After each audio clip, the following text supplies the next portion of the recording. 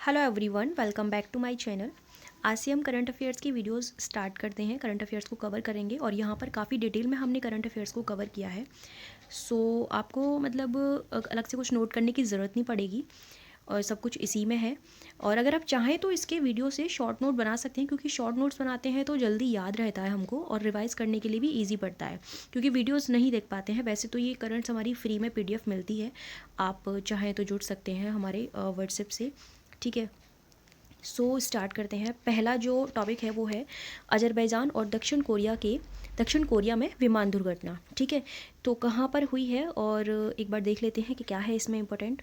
हाल ही में अजरबैजान और दक्षिण कोरिया में हुए विमान दुर्घटनाओं में कई यात्रियों की मौत हो गई। अजरबैजान एयरलाइंस का एक वाणिज्यिक विमान कजाकिस्तान में दुर्घटनाग्रस्त हो गया, जिसके लिए रूसी राष्ट्रपति व्लादिमीर पुतिन ने अजरबैजान के राष्ट्रपति से माफ़ी मांगी। वहीं दक्षिण कोरिया के नागरिक परिवहन इतिहास की सबसे बड़ी हवाई दुर्घटना में जेजू एयरलाइन का एक जेट लाइनर सियोल हवाई अड्डे पर उतरने का जो प्रयास कर रहा था, उस टाइम पर वह दुर्घटनाग्रस्त हो गया। यहाँ पर एक जो अजरबैजान के राष्ट्रपति हैं उनका नाम नहीं दिया गया है। उनका जो नाम है वो क्या है? इल्हम अलीयेव। ठीक है, ये थोड़ा सा आप समझ लेना, इससे राइटिंग थोड़ी सी अलग आ रही है। ठीक है, इल्हम अलीयेव उनका नाम था। उसके बाद नेक्स्ट है इसरो के अंतरिक्ष डॉकिंग मिशन स्पेडेक्स मिशन का सफलतापूर्वक प्रक्षेपण किया गया है। कहाँ से इसका प्रक्षेपण किया गया है वो देख लेते हैं। इसका नाम क्या था, किस रॉकेट से इसको प्रक्षेपित किया गया है, दूसरी चीज़ डेट क्या थी इसकी, वो भी, क्योंकि अगर स्टेटमेंट का क्वेश्चन बनेगा तो वो सारे पॉइंट यहीं से उठाएंगे। ठीक है, तो भारतीय अंतरिक्ष अनुसंधान संगठन यानी कि इसरो ने अपने महत्वपूर्ण अंतरिक्ष डॉकिंग मिशन यानी कि स्पेडेक्स मिशन को सफलतापूर्वक प्रक्षेपित किया है। 2 उपग्रहों को ले जाने वाले PSLV-C 60 रॉकेट को 30 दिसंबर 2024 को इसरो ने सतीश धवन अंतरिक्ष केंद्र श्रीहरिकोटा, जो कि आंध्र प्रदेश में है, वहाँ से प्रक्षेपित किया है। 3 स्टेटमेंट यहीं से बन चुकी हैं। ठीक है, नाम क्या है, डेट क्या है, किस रॉकेट से इसको ले जाया गया है और ये कहाँ से लॉन्च किया गया है। ठीक है, अगर यह मिशन सफल रहता है तो भारत ऐसा करने वाला चौथा देश बन जाएगा। उससे पहले जो 3 देश हैं वो एक रूस है, उसके अलावा आपका संयुक्त राज्य अमेरिका है और चीन है। ठीक है, तो याद रखना इन तीनों देशों के नाम भी। जो अंतरिक्ष चौथा देश बनेगा जो अंतरिक्ष रेंडेजवर्स डॉकिंग और अनडॉकिंग की कला में महारत हासिल करेगा। अब ये डॉकिंग और अनडॉकिंग की कला में महारत हासिल करेगा, ये रेंडेजवर्स क्या है? ये ऐसा एक प्रोसेस होता है जिसमें 2 अंतरिक्ष यान जो होते हैं वो साथ में मतलब उनको साथ में लाने का जो प्रोसेस होता है उसी को रेंडेजवर्स बोला जाता है। डॉकिंग का मतलब होता है दोनों अंतरिक्ष यान का मिलना और शारीरिक रूप से जुड़ना। ठीक है, भारतीय अंतरिक्ष स्टेशन के निर्माण और संचालन तथा चंद्रमा पर मानवयुक्त मिशन के लिए अंतरिक्ष डॉकिंग में महारत हासिल करना एक महत्वपूर्ण कार्य साबित हो सकता है। ठीक है, उसके अलावा बात करेंगे इसरो की, तो इसरो की जो स्थापना हुई थी वो कब हुई थी? तो 15 अगस्त। ठीक है, 1969। ठीक है, 1969 में इसकी स्थापना हुई थी और इसका जो हेडक्वार्टर है वो बेंगलुरु में, कर्नाटक में है। ठीक है, नेक्स्ट है वित्तीय क्षेत्र के लिए आर्टिफिशियल इंटेलिजेंस के संदर्भ में एक कमेटी गठित की गई है। तो देख लेते हैं कौन है उसके हेड और कितने सदस्य हैं, यही इंपॉर्टेंट फैक्ट होते हैं यहाँ से। वित्तीय क्षेत्र में आर्टिफिशियल इंटेलिजेंस के जिम्मेदार और नैतिक सक्षमता के लिए एक रूपरेखा विकसित करने के लिए एक कमेटी गठित की है और वह जो कमेटी बनाई है वो किसने बनाई है? RBI यानी कि भारतीय रिजर्व बैंक ने इसको गठित किया है और इसमें जो मेंबर होंगे वो 8 सदस्य होंगे इसमें।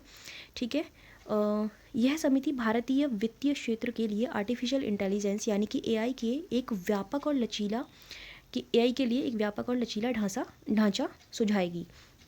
समिति को अपने गठन के 6 महीने के अंदर अपनी रिपोर्ट देनी होगी और इस विशेषज्ञ समिति के जो अध्यक्ष हैं वो कौन होंगे?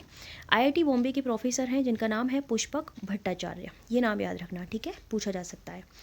उसके बाद नेक्स्ट है, कोई भी कमेटी बनती है तो उसमें कितने मेंबर हैं, किसने उसको गठित किया है और क्या वह रिपोर्ट देने वाली है, या फिर अगर उसकी गठित की कोई डेट है तो वो आ जाती है, कोई मतलब बहुत ही इंपॉर्टेंट कमेटी होती है तो। ठीक है, और उसके हेड कौन है ये पूछ लिया जाता है। उसके बाद नेक्स्ट है दक्षिण कोरियाई संसद द्वारा 2 सप्ताह के भीतर 2 राष्ट्रपतियों पर महाभियोग लगाया गया है। ठीक है, तो देख लेते हैं। दक्षिण कोरियाई संसद ने 2 सप्ताह में 2 राष्ट्रपतियों पर महाभियोग लगाकर उनको पद से उपदस्थ भी कर दिया है। कार्यवाहक राष्ट्रपति जिनका नाम है हान डक सू, थोड़े से नाम अजीब होते हैं इनके, तो याद रखने पड़ेंगे।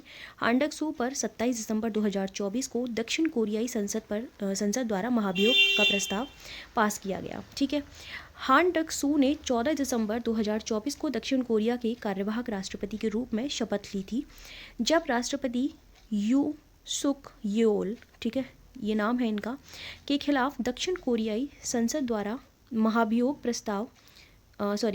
पारित कर उन्हें बर्खास्त कर दिया गया था।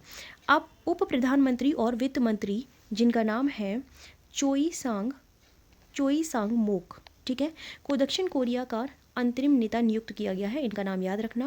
गौरतलब है कि 1987 में देश में लोकतंत्र की शुरुआत के बाद हान डक सू देश के पहले कार्यवाहक राष्ट्रपति हैं जिनके खिलाफ महाभियोग प्रस्ताव पारित हुआ है। सो ये इम्पोर्टेंट फैक्ट है, याद रखना यहाँ से। ठीक है, उसके बाद नेक्स्ट है पीएम केयर्स फंड में कमी आई है, और देख लेते हैं कि क्या है, कितनी कमी आई है, कौन से ईयर में कितनी कमी आई है।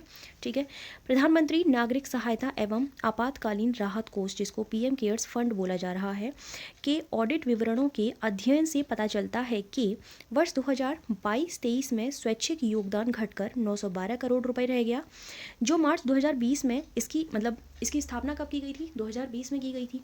ठीक है, उस समय पर 2020 के बाद से सबसे कम है। वर्ष 2020 और 21 में यह योगदान 7,184 करोड़ था, यानी कि सबसे उच्चतम स्तर पर ये 20 और 21 में था। ठीक है, फिर उसके बाद ये कोविड-19 के बाद 21 और 22 में घट करके कितना हो गया, 1938 करोड़ रुपए। ठीक है, तो ये याद रखना डेटा। उसके बाद नेक्स्ट है हाँ, इसके बारे में थोड़ा सा जान लेते हैं, 1-2 फैक्ट और हैं। पीएम केयर्स फंड पंजीकरण अधिनियम 1908 के तहत 27 मार्च 2020 को पंजीकृत एक सार्वजनिक धर्मार्थ ट्रस्ट है। इसका उद्देश्य क्या है, सार्वजनिक स्वास्थ्य संकटों जैसे कोविड-19 हो गया, प्राकृतिक आपदाओं और मानव निर्मित आपदाओं सहित राहत या सहायता प्रदान करना तथा स्वास्थ्य सेवा, फार्मास्यूटिकल बुनियादी ढांचे एवं अन्य आवश्यक सुविधाओं के विकास को सुविधाजनक बनाना इसका उद्देश्य है। यह प्रभावित आबादी को वित्तीय सहायता, अनुदान एवं अन्य आवश्यक सहयोग प्रदान करता है। इसके जो अध्यक्ष होते हैं वो प्रधानमंत्री होते हैं, जबकि अन्य ट्रस्टी जो होते हैं रक्षा मंत्री, गृह मंत्री और वित्त मंत्री होते हैं। ठीक है, तो ये जो लास्ट वाला फैक्ट है ये इंपॉर्टेंट है, कब इसको बनाया गया है, और जो अधिनियम है वो भी याद रखना 1908 का है। चलिए नेक्स्ट है सीनियर राष्ट्रीय पुरुष हैंडबॉल चैंपियनशिप।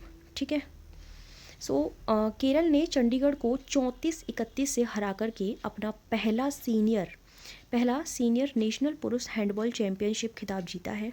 ठीक है, पहला है इसलिए इम्पोर्टेंट है। इस टूर्नामेंट का फाइनल केरल के चंगनासेरी में हुआ है। इस प्रतियोगिता में केरल के देवेंद्र को चैंपियनशिप का सर्वश्रेष्ठ खिलाड़ी चुना गया है, जबकि राहुल को सर्वश्रेष्ठ गोलकीपर का पुरस्कार मिला है। दोनों नाम याद रखने हैं। नेक्स्ट है पृथ्वी के 7 महाद्वीपों पर स्थित सबसे ऊंची चोटियों पर चढ़ने वाली दुनिया की सबसे कम उम्र की महिला बन गई हैं, और उनका नाम क्या है, उनका नाम है काम्या कार्तिकेयन। ठीक है, 17 वर्ष की ये छात्रा है, स्कूली छात्रा। ठीक है, तो देख लेते हैं इनके बारे में कौन सी 7 चोटियाँ हैं। ठीक है, सबसे पहले तो डेट इम्पॉर्टेंट है इसमें। ठीक है, 24 दिसंबर 2024 को अपने पिता कमांडर एस कार्तिकेयन के साथ अंटार्कटिका में विंसन मैसिव पर चढ़कर उन्होंने एशिया की सबसे ऊंची चोटी माउंट एवरेस्ट, अफ्रीका की माउंट किलिमंजारो, यूरोप की माउंट एल्ब्रुस, ऑस्ट्रेलिया की माउंट कोसियस्क्यू एंड दक्षिण अमेरिका की माउंट एकांकागुआ और उत्तरी अमेरिका की माउंट डेनाली की सबसे ऊंची पर्वत चोटियों पर चढ़ने की चुनौती पूरी कर ली है। ठीक है, तो ये चोटियाँ मतलब ज्योग्राफी का वो है ये पार्ट, जो आप याद वहाँ से भी करोगे, बट एक बार यहाँ से भी देख लेना। ठीक है, काम्या कार्तिकेयन मुंबई की नेवी चिल्ड्रन स्कूल की एक छात्रा हैं। वह भारतीय नौसेना के कमांडर एस कार्तिकेयन की बेटी है। ऊपर ये फैक्ट दे दिया गया है। उनकी उपलब्धि का जिक्र प्रधानमंत्री नरेंद्र मोदी ने अपने रेडियो कार्यक्रम जिसका नाम है मन की बात, उसमें भी किया है, और उन्हें 2021 में प्रधानमंत्री राष्ट्रीय बाल शक्ति पुरस्कार से सम्मानित भी किया गया था। तो ये जो फैक्ट है इसको याद रखना, क्योंकि जब स्टेटमेंट वाले क्वेश्चन आते हैं ना, तो वहाँ पर वो कुछ भी एक ऐसा फैक्ट भी डाल देंगे जो हमेशा हमको लगता है कि ये तो इम्पोर्टेंट नहीं है, ये नहीं आएगा, बट वो आ जाता है। ठीक है। उसके बाद नेक्स्ट है संतोष ट्रॉफी। सो ये इम्पोर्टेंट है, देख लेते हैं। पश्चिम बंगाल ने केरल को हराकर संतोष ट्रॉफी के 78वें संस्करण का खिताब जीता है। संतोष ट्रॉफी 2024-25 के 78वें संस्करण का फाइनल 31 दिसंबर 2024 को तेलंगाना के हैदराबाद में स्थित GMC बालयोगी स्टेडियम में खेला गया था। संतोष ट्रॉफी अखिल भारतीय फुटबॉल महासंघ द्वारा आयोजित भारत में सीनियर पुरुषों के लिए एक प्रमुख घरेलू राज्य स्तरीय फुटबॉल प्रतियोगिता है। ठीक है, तो ये 3 लाइन है और तीनों लाइनों में एक भी चीज़ ऐसी नहीं है जो इम्पोर्टेंट नहीं है। इसका संस्करण क्या है, कहाँ पर इसका आयोजन हुआ है और किस डेट को आयोजन हुआ है, और उसके अलावा क्या है, मतलब इसके अंदर क्या है, किसके लिए इसको आयोजित किया जाता है संतोष ट्रॉफी को, वो है। उसके बाद नेक्स्ट है समुद्र के ऊपर भारत का पहला कांच का पुल बनाया जा रहा है। एक तो मतलब किस न्यूज़ पे ये बोला जाए कि ये इंपॉर्टेंट नहीं है, अब तो हर न्यूज़ इंपॉर्टेंट लगने लग गई है, क्योंकि वह ऐसे भी क्वेश्चन पूछ ले रहे हैं जो हमें लगते हैं कि ये इंपॉर्टेंट नहीं है, तो इसलिए खैर सो टॉपिक है समुद्र के ऊपर भारत का पहला कांच का पुल। तमिलनाडु के मुख्यमंत्री जिनका नाम है M.K. स्टालिन ने 31 दिसंबर 2024 को कन्याकुमारी में समुद्र के ऊपर भारत के पहले कांच के पुल का उद्घाटन किया है। ठीक है, किसने किया है और कहाँ पर हुआ है, दोनों चीज़ें हो गई, डेट भी हो गई। यह कांच का पुल कन्याकुमारी में स्थित पर्यटन स्थल जिसका नाम है विवेकानंद रॉक मेमोरियल की मतलब जो मूर्ति है उसकी जो ऊंचाई है वो कितनी है, 133 फीट ऊंची है, और उतना ही ऊंचाई इस पुल की भी है। ठीक है, मतलब उससे जोड़ती है। ठीक है, 133 फीट ऊंची तिरुवल्लुवर प्रतिमा से जोड़ती है। उसके बाद है कन्याकुमारी में यह पुल 77 मीटर इसका लंबाई है, 77 मीटर लंबा है और 10 मीटर चौड़ा है। समुद्र तल से ऊंचाई आपको अभी बता दी गई है यहाँ पर। ठीक है, 133 फीट है। इस पुल का उद्घाटन दिवंगत मुख्यमंत्री और M.K. स्टालिन के पिता जिनका नाम है M. करुणानिधि द्वारा तमिल कवि तिरुवल्लुवर की प्रतिमा के अनावरण की रजत जयंती के उद्घाटन के अवसर पर किया गया है। ये जो प्रश्न है पूछा गया है PYQ में, तिरुवल्लुवर की प्रतिमा कहाँ पर है, ठीक है, ये पूछा गया है, सो इसको ध्यान रखना। उसके बाद है मुख्यमंत्री स्टालिन ने यह भी घोषणा की कि उनकी सरकार हर दिसंबर के आखिरी सप्ताह को तिरुकुरल सप्ताह के रूप में मनाएगी, ताकि कवि की प्रसिद्ध कृति जिसका नाम है तिरुकुरल में दी गई शिक्षा का प्रसार भी किया जा सके। ये भी पूछा गया है कि किसके द्वारा ये रचित है। खैर नाम से इतना पता चल रहा है, बट ये याद रखना कि कहाँ पर वो मूर्ति है।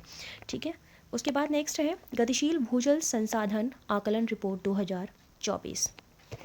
इसमें क्या है, केंद्रीय जल शक्ति मंत्रालय ने अपनी गतिशील भूजल संसाधन आकलन रिपोर्ट 2024 में 31 दिसंबर 2024 तक देश में भूजल पुनर्भरण की नवीनतम स्थिति को जारी किया है।